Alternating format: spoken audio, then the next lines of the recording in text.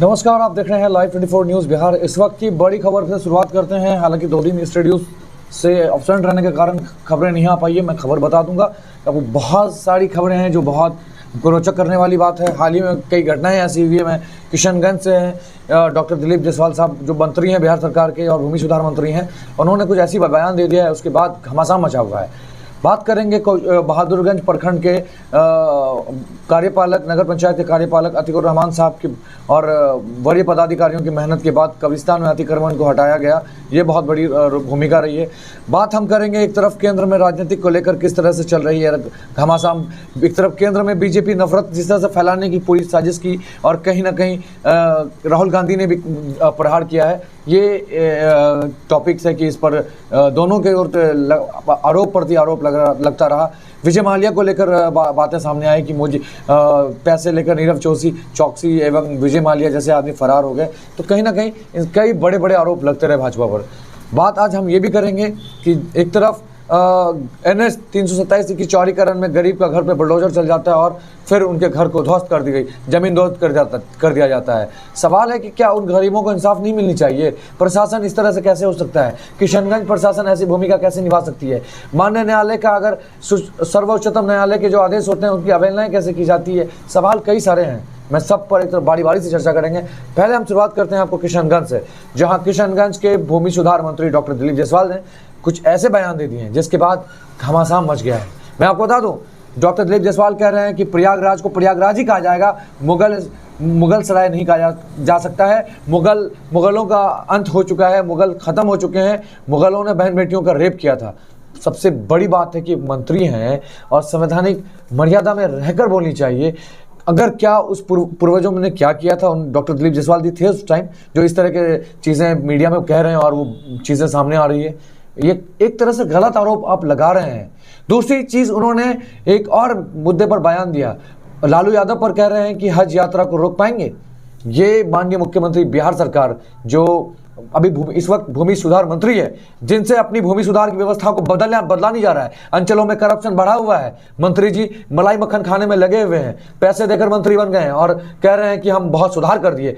पहले आप किशनगंज की बात कर लें। माननीय मंत्री जी, आपकी व्यवस्था कितनी खराब चल रही है बिहार में, यह सबसे बड़ा सवाल है। डॉक्टर दिलीप जायसवाल साहब के ऐसे बयान से शर्म होता दिख रहा है कि आखिर संविधान को तार-तार करने वाले ऐसे नेताओं पर नकेल क्यों नहीं कसा जा रहा? कुछ भी नेताजी कुछ भी बके जा रहे हैं। क्या ऐसे नेताओं को मान मर्यादा में नहीं करनी चाहिए कि हम क्या कह रहे हैं और क्या बोलना चाहिए मुझे? मतलब संविधान को तार-तार करने में ऐसे बयान देने वाले नेताओं की कोई कसर नहीं छोड़ रहे हैं। सोचिए, आखिर क्यों बीजेपी के ही नेता क्यों कहते हैं इस तरह के बयान? क्या बीजेपी इतना रास ढीला दे चुका है कि कुछ भी बोल के जाएगा और कुछ भी कर देंगे? ये सबसे बड़ा सवाल है कि ऐसे मंत्री अगर इस तरह का बयान दे रहा है तो कितनी घिनौनी वाली बयान है। पहले अखबार की कटिंग को भी देखिए और आप देखिए, फिर उसके बाद उनका बयान भी सुनिए क्या कुछ कहा है उन्होंने।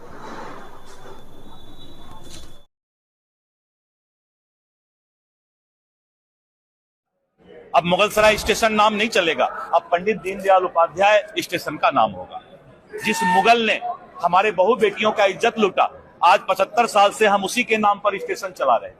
अंग्रेजों के नाम पर हम जो है अपना रोड चलाते हैं। अब अंग्रेजियत और मुगलियत इस देश में नहीं चलेगा। मेरा यही कहना है कि संस्कृति, विचारधारा और विरासत को बचाने वाला नरेंद्र मोदी की सरकार अब देश की पहली चाहत है और इस देश के मतदाता ने अब सोच लिया है कि देश के अंदर एक ही गारंटी है, वो है मोदी की गारंटी।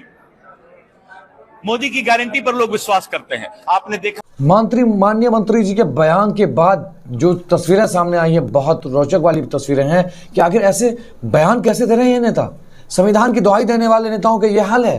फिर एक तरफ कह रहे हैं कि संविधान से बढ़कर कुछ नहीं है। तो फिर इन नेताओं को शर्म होनी चाहिए कि हम बोल क्या रहे हैं और किसके प्रति बोल रहे हैं। यानी बीजेपी इतनी नफरत भर चुकी है बीजेपी में कि सिर्फ मुसलमानों को ही टारगेट किया जाता है, मुगलों को देखा जा रहा है, जबकि मुगल का राज खत्म हो चुका है। अभी सत्ता में बीजेपी बैठी है। 2014 से लेकर 24 तक लगातार सत्ता में बनी हुई भाजपा, फिर मुगल राज कहां से आ गया? मुगलों को क्यों नहीं भूला जा रहा है? ये सबसे बड़ा सवाल है। ऐसे नेताओं को मान मर्यादा में रहकर बोलनी चाहिए। जो हमारे मंत्री, भूमि सुधार मंत्री जी का दावा है, जो अपने करप्शन को नहीं सुधार सकते हैं, जो ब्लॉक में गरीब दर दर की ठोकरें खा रहा है, उनको नहीं सुधारा जा सकता है। और आप एक तरफ कह रहे हैं कि भूमि सुधार मंत्री होकर के कि जर सर्वे करा करके सबको हक दिया जाएगा। मंत्री जी, आप इस गलत फहमी में हैं। क्योंकि आपको खुद रिश्वत चाहिए और आपको नहीं चाहिए कि क्षेत्र के विकास हो। अगर आप विकास चाहते तो इस तरह की नौबतें नहीं आती। कितने लोगों को आपने जमीन का मुहैया करा दिया और आपके ही नेता लोग ब्रोकर हैं। क्या उस पर नकल कसने का दम रखते हैं आप? बिल्कुल नहीं, क्योंकि डॉक्टर दिलीप जायसवाल साहब को रिश्वत चाहिए और ऐसे मंत्री दे पूरे बिहार को बदनाम कर रखा है। ऐसे लोगों को चाहिए कि सबक सिखाए। और उससे पहले मैं आपको बता देना चाहता हूं, इन पंचायत के जनप्रतिनिधियों से भी पूछिए सवाल, क्योंकि इन्होंने ही वोट दिया उन्हें, तब वो सत्ता में आए। और ऐसे मंत्रियों को सबक सिखाइए आने वाले वक्त में। और ऐसे जनप्रतिनिधि जो पंचायत में मुखिया और वार्ड सदस्य बन करके 5,000 रुपए में ऐसे लोगों को वोट करते हैं, क्या उनको जवाब नहीं देना चाहिए? अब ये जनता तय करनी चाहिए कि पंचायत चुनाव में इन ऐसे नेताओं को वोट देना चाहिए या जो पैसे के बल पर अपना वोट को बेच डालता है। जबकि जनता जब नहीं बेचता है तो आप कैसे बेच रहे हैं? यह सबसे बड़ा सवाल है। ऐसे में ऐसे घिनौने बयान देने वाले मंत्री को सबसे बड़ी घटिया लहजे में कहने का मन कर रहा है कि ऐसे नेता नहीं, ये देश का सबसे बड़ा गद्दार नेता है जो इसको बर्बाद कर रहा है। मैं आपको बता रहा हूं, एक और अगली खबर ले चलता हूं कि क्या अगली खबर है। अगली खबर किशनगंज से है, जहां किशनगंज पूरे बिहार में चल रहा है मैट्रिक की परीक्षा शांतिपूर्ण ढंग से चल रही है। प्रशासन की ओर से पूरी पुख्ता इंतजाम की गई है, सुरक्षा से लेकर सभी तरह की व्यवस्थाएं की गई है। ऐसे में कुछ तस्वीरें आई है सामने, मैं आपको दिखा रहा हूं।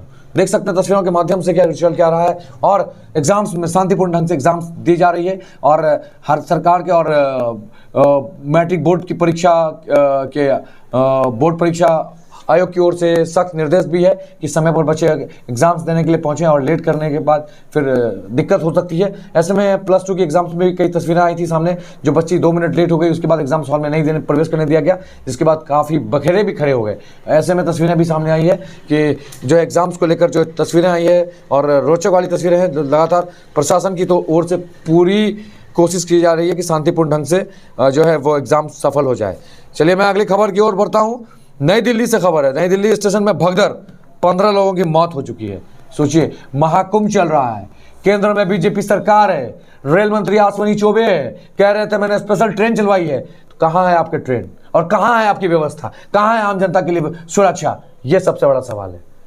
ये भाजपा जो कह रही है कि देश में हमने विकास किया है, आपने विकास नहीं, गरीबों का अपमान किया है, गरीबों को रोंदा है। सवाल तो पूछेंगे साहब आपसे, सत्ता में आप बैठे हैं, सत्ता में बैठकर आप किस तरह की प्रलोभन दे रहे हैं यहाँ इस जनताओं को। नई दिल्ली रेलवे स्टेशन में भगदड़ हुई और 15 लोग, एक मीडिया के आंकड़े हैं, कितने लोग हुए हैं आंकड़े सही से मिलेंगे भी नहीं। अभी हाल ही में TV9 भारतवर्ष के साथ प्रयागराज में बदसलूकी की गई विपिन चौबे के साथ। क्यों?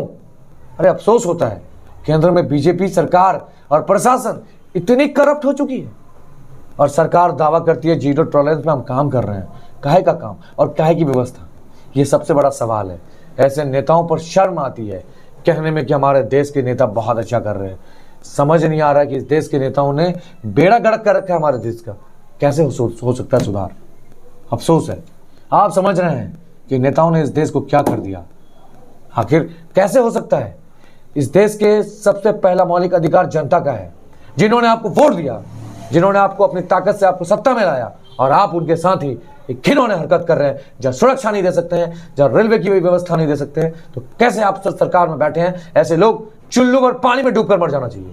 ये सरकार है इस देश में, और ऐसी सरकार पर हमें अफसोस है कि आखिर ऐसी सरकार कैसी व्यवस्था पूर्वक काम कर रही है। अभी इस तस्वीरों को देखकर आपके रोंगटे खड़े हो रहे होंगे, देख ही रहे होंगे कि अब तस्वीरों में क्या चल रहा है। सवाल है कि आखिर कैसे चल सकता है इस देश में। मैं बता दूं आपको कि बहादुरगंज से बड़ी खबर है। बहादुरगंज में नगर पंचायत की बड़ी मेहनत और मुशक्कत के बाद कब्रिस्तान को अवैध रूप से कब्जा किया गया था। नगर पंचायत के कार्यपालक अतीकुर रहमान साहब एवं नगर चेयरमैन प्रतिनिधि वसीकुर रहमान वरीय पदाधिकारियों के सहयोग से कब्रिस्तान का अतिक्रमण को खाली कराया गया। ये तस्वीरें आ रही है इस वक्त किशनगंज बिहार से। मैं आपको तस्वीरों पर दिखा सकता हूं कि आप देखिए, बड़ी मुशक्कत के बाद जो है कब्रिस्तान में अतिक्रमण की गई थी, तो उसको खाली कराया गया है बड़ी शांतिपूर्ण ढंग से, और खाली हो भी गई है। कुछ चीज़ें हैं वो भी धीरे धीरे खाली करने का आश्वासन दिया गया है कि 2 दिन के अंदर खाली कर दिया जाए। सोचिए, किशनगंज प्रशासन की कुछ भूमिका बहुत बेहतर रही है, जो अपने ध्यानपूर्वक ढंग से और काम करना जानती है। कुछ ऐसे अफसर हैं जो ईमानदारी पूर्वक काम कर रहे हैं, अपनी ईमानदारी भूमिकाएं दिख रही है कि ऐसे अफसरों पर हमें गर्व होता है जो ऐसे अच्छे काम करते हैं और हमारे जिला का नाम को भी रोशन कर रहे हैं और समाज को एक बेहतर विकल्प के तौर पर खड़ा भी कर रहे हैं। ऐसे कार्यपालक और ऐसे चेयरमैन पर हमें फक्र है कि अच्छे काम कर रहे हैं। होना चाहिए, चाहे वो शमशान घाट की ज़मीन हो या फिर कब्रिस्तान हो या फिर मंदिर हो या मस्जिद हो, आप अतिक्रमण नहीं कर सकते हैं। ये चीज़ें गलत है और ऐसे में अतिक्रमण मुक्त कराना प्रशासन की अहम भूमिका रही है। उसमें नगर चेयरमैन मौजूद रहे, वाइस चेयरमैन प्रतिनिधि मौजूद रहे, सभी गण लिखे मीडिया कर्मी से लेकर पुलिस कर्मी तक मौजूद रहे। ये तस्वीरें बहादुरगंज से हैं। मैं आपको बता दूं कि इस वक्त की बड़ी तस्वीरें हैं जो उन्होंने शांतिपूर्ण ढंग से खाली कराई है कब्रिस्तान की ज़मीन को। बढ़ते हैं अगली खबर की ओर। अगली खबर है, एक तरफ देश में सवाल पूछते हैं चुप्पी, विदेश में पूछे तो निजी मामले पर अमेरिका के मोदी ने अडानी जी का भ्रष्टाचार पर पर्दा डाल दिया। सोचिए, वहाँ अमेरिका में जो भारतीय मीडिया सवाल पूछे अडानी को लेकर के, उस पर मोदी जी का एक शब्द भी नहीं निकाल कि मैं बोलना क्या चाहिए। इसको लेकर के राहुल गांधी ने कटाक्ष करते हुए बड़ी बात कही है। राहुल गांधी ने कहा कि मोदी अडानी भाई सही कह रहे हैं कि आखिर रीज़न क्या है, क्यों नहीं मोदी अडानी का नाम ले रहे हैं। इसका मतलब है कि अडानी अंबानी ये सब के सब उन्हें पैसे के बल पर सरकार को चला रही है। तो वहीं वक्फ बोर्ड पर जेसीबी रिपोर्ट फर्जी और आलोक लोकतंत्र और संसद इस रिपोर्ट की कभी नहीं मानेंगे। वहीं इस वक्फ बोर्ड के जेपीसी को लेकर उन्होंने जोरदार राज्यसभा में बोले मल्लिकार्जुन खड़गे। उन्होंने कहा कि इस बिल को विरोध करते हैं और इस बिल को हम नहीं मानेंगे। तो वहीं कल ये गुरुदेव मंदिर की चर्चा की जमीन कब्जे के बिल लेकर आएंगे और उनकी ज़मीन अडानी और पूंजीपतियों को देंगे। वहीं संजय सिंह ने भी बड़े आरोप लगाया है। जब मित्रता की बात आती है तो राहुल गांधी भी जबरदस्त प्रहार करते हुए उन्होंने कहा कि राष्ट्र निर्माण है तब रिश्वतखोरी और देश में संपत्तियों को लूटा रही व्यक्तिगत मामला बन जाता है। मोदी अडानी को लेकर जबरदस्त प्रहार की है। भारत में 2024 में नफरत भाषणों के बढ़ावा ग्राफ 74% वृद्धि के साथ भाजपा सबसे आगे रिपोर्ट आई है। सोचिए, भारत में इतनी नफरत फैल गई है कि इन नेताओं को लेकर कुछ तस्वीरें ऐसे आई है कि जो रोचक है। आप समझ सकते हैं कि आखिर किस तरह से नफरत चल रही है और इन नफरतों को कैसे ख़त्म किया जा सकता है। ये आम जनता को सोचने की ज़रूरत है कि आखिर क्या हो रहा है। दिल्ली के हाल ही में चुनाव जो हुए उसके बाद नतीजे जो आए वो समझने वाली बात है कि क्या हो सकता है। बिहार में नीतीश कुमार का नैया डूब रहा है। इससे ये साबित हो रहा है कि गरीबों के ऊपर बुलडोजर क्यों चल रहा है। ये सबसे बड़ा सवाल है। जो बुलडोजर की तस्वीरें आई है इस पर माननीय मंत्री जी के मुंह से एक शब्द भी नहीं खुलेंगे।